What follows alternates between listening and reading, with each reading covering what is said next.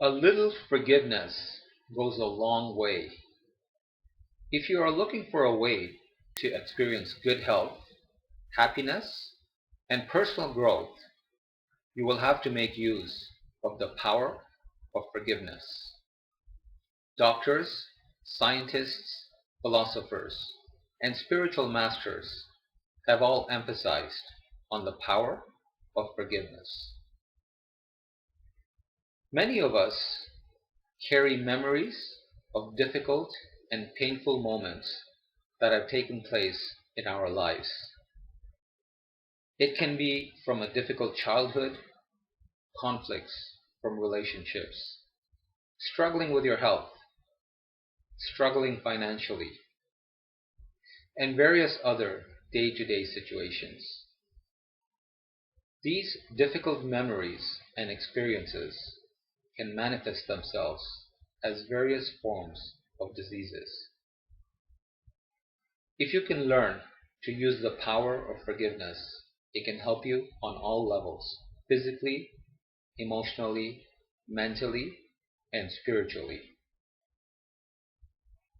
A lot of us suffer from psychosomatic disorders. Psychosomatic means there's a mind and body connection. The root source of the disease can start in the mind, but it can manifest physically as various forms of diseases such as heart disease, hypertension, migraines, back pain, and possibly a number of other types of diseases.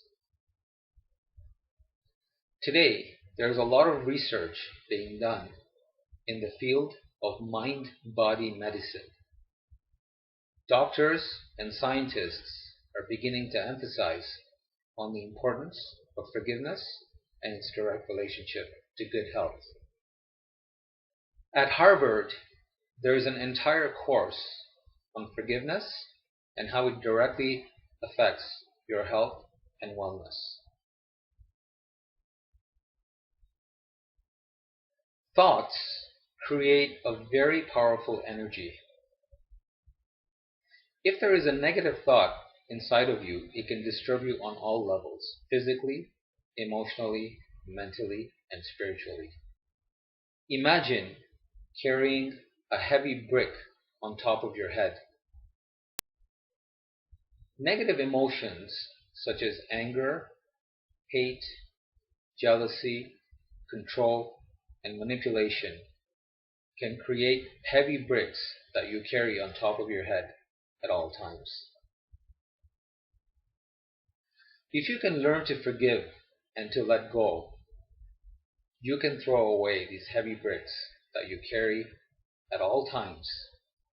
Once you throw it out of your system, you can imagine how light you will feel physically, emotionally, and mentally.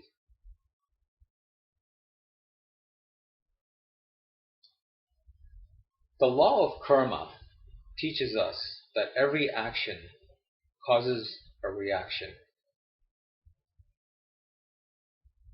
Every single individual that is around you, your family members, your friends, your colleagues, your parents, your children, your immediate and distant family members, every single person that is around us, the reason they are there is because we share a common karmic bond.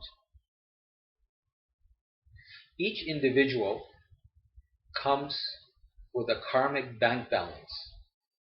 So every member of our family and our friends that are around us, we actually have a karmic bank balance between us. Some come to give, some come to take. In your lifetime, it is quite possible that your karmic balance will demand a lot of love, attention, energy, money, so on and so forth to give to others. It all depends on your bank balance and what you owe to the other person. And this is how the karmic cycle of birth and death, of cause and effect, of giving and receiving, and so on and so forth. This is how the karmic cycle continues. So the people that are born around you are there for a reason. We have to learn from each other. There are individuals that will come into your life who you have to give in different ways. And then there are other individuals that you will possibly end up taking from as well. The law of karma is a system of give and take, and it's like a web where each and every one of us is connected to this big universal system of karma. Let's assume, for example, there are two sisters in one family, an older sister and a younger sister. Let's say that the older sister ends up giving to the younger sister at all times. She ends up giving all her time, her protection, her guidance, possibly even her money, her attention. And the younger sister is on the receiving end. The older sister has given all her life, and the younger sister ends up receiving all her life. It is quite possible that in a past life, it was the younger sister who ended up giving to the older sister. This is how the law of karma continues. So similarly, you will have people and individuals in your life where you could end up giving a lot to. It could happen to parents, it could happen to kids, it could happen to grandparents. There's all this give and take, and that's what the law of karma is based on.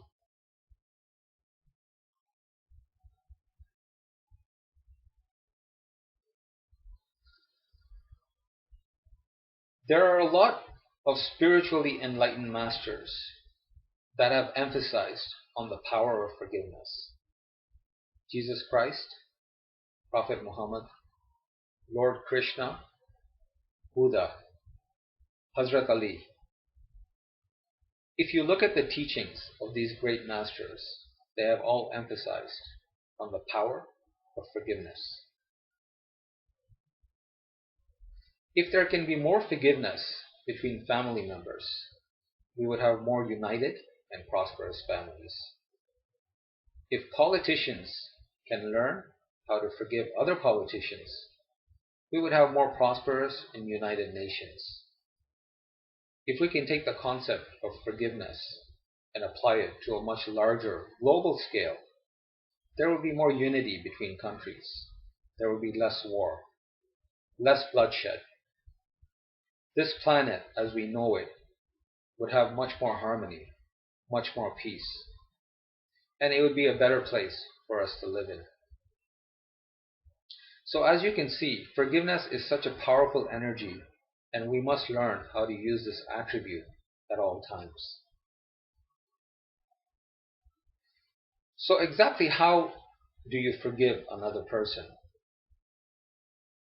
There is one simple method that you can use to forgive others. Start off by making a note. It can be a mental note, or you can write it down on paper. Make a note of every single individual that has come into your life. Your parents, your grandparents, your partner, your children, extended members of the family, your friends, your colleagues, the people you work with. Make a note of each and every one of their names. Next, I want you to send a message to the universe. Tell the universe, today I am willing to forgive each and every person that has come into my life. Once again, make a note of each and every individual. Consciously tell the universe that I am willing to forgive each and every member that has come into my life. Please take this message to the soul of all these individuals that I have known. The universe, with its infinite mercy and intelligence, will take that message to the soul for whom you are trying to get forgiveness from. You can be sure of that. The universal light is so compassionate and so merciful that each and every message that you send, it will definitely get carried out to the person who needs to receive it. Forgiveness has many different levels. It's not as easy as it sounds. Forgiveness starts on a physical level and then it continues on an emotional, mental, and spiritual level. For some people, forgiveness can take a very long time. It can take you weeks and months to learn how to forgive. In some cases, it can take an entire lifetime to learn how to forgive. There are many different levels. When you forgive, the idea is to forgive consciously on all levels, not just making the gesture or the effort to forgive on an external level. Anyone can use words and say, I forgive, but it doesn't mean that you have truly forgiven on a deeper level. Going back to that example of the two sisters, the older sister who ends up giving to the younger sister for most of her life. If the older sister lives with the thought that I've always given my whole life and my sister never returned anything, if this person was to pass away with this thought, chances are in the next lifetime, the older sister will have to come back to receive from the younger sister. What is the way out of this? How do you rectify your karma? The way out of this is the older sister has to consciously forgive and give at the same time. She has to make sure that she does not get caught up with this thought that I've always given and never received anything. Because if you die with that kind of a thought, then chances are you'll be reborn to take from that other person. And then the cycle continues, lifetime after lifetime. This can be a complicated cycle of birth and death, giving and taking. So from a spiritual point of view, the way that you want to come out of this cycle of giving and taking, birth and death, this big karmic cycle, is to consciously forgive, to consciously give, and then to move on. If you can learn how to consciously give, you will experience tremendous spiritual growth, tremendous karmic growth, tremendous personal growth. This is the way to spiritual growth and enlightenment.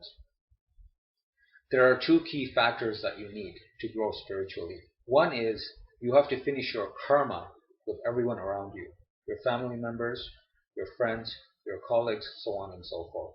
The way to finish that is to consciously give and at the same time to consciously forgive. There should be no regrets when you pass away. You should be ready to go with a smile on your face. You've done everything you could, you consciously have given, and you've consciously forgiven. This is the way to come out of that cycle of karma. So as you can see, forgiveness is such a powerful energy. It can help to transform our lives on all levels. It can make your health a lot better. It can give you a lot of happiness. It can give you positive interactions and relationships between you and your family members.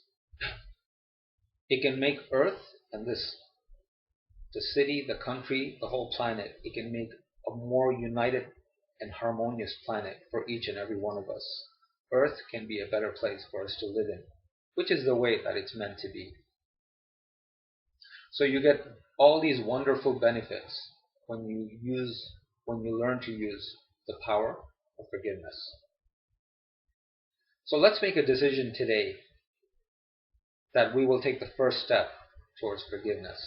Let's make a note of all those people that are in our lives, which is a blessing. All the people that have caused harm to you, all the people that have given love to you, all the people that have hated you, all the people that have helped you, all the good experiences, all the bad experiences. Make a note of all of them and then send a message to the universe. Today, I am willing to forgive each and every one of you. Start off the simple forgiveness ritual. You can do it at night before you go to sleep. Or you can start off first thing in the morning and try this little forgiveness ritual. Do it for a day, do it for a week, do it for a few months. It is possible 6 months down the line, you feel that you're making progress, you're consciously forgiving, you're not holding anything against anyone else. You're consciously forgiving, you're consciously giving, and you're consciously moving on.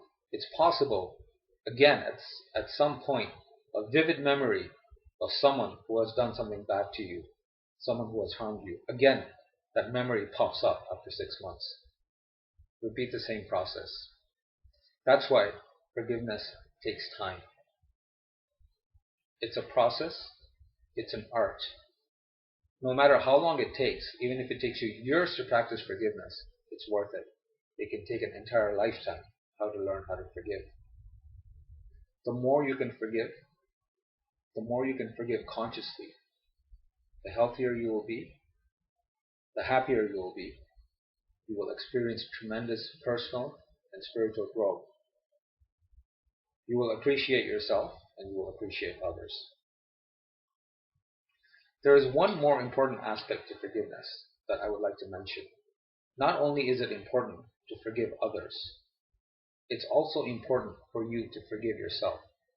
Quite often, psychotherapists mention to their clients that you need to forgive yourself if you want to become healthier. There are many different painful and difficult memories and experiences that we go through. And quite often, this can turn into guilt, it can turn into anger. This causes a serious imbalance inside of yourself. So, as important as it is to forgive others, it's just as important for you to forgive yourself. It's necessary for you to create this positive energy and for you to be able to live in harmony with yourself, with your mind, with your thoughts, with your emotions, and with your spiritual consciousness. So it's very, very necessary for us to learn to forgive ourselves as well.